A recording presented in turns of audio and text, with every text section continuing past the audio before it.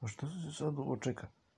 Pa čeka se ovo, zato što ljudi ovo, sad ovo, oko 5 sati ustaju. Ustaju i ima ljudi koji idu autobusima za Beograd. Idu za Beograd, rade ovo.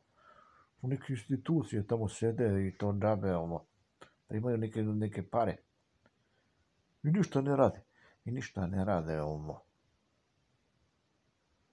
I sad je najgore vreme, jer ja kad sam radio ovo, kao čuvar ovo, pa ja radim i ovde kao čuvar.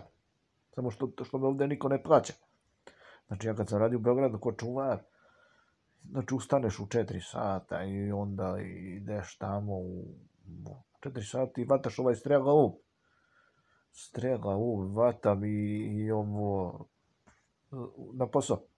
Bio neki iz Vrnjačke banje, ne iz Vrnjačke banje, nego iz Banje Koviljače. Bio autobus neki iz Banje Koviljače, ja vato u 5 i pola 6.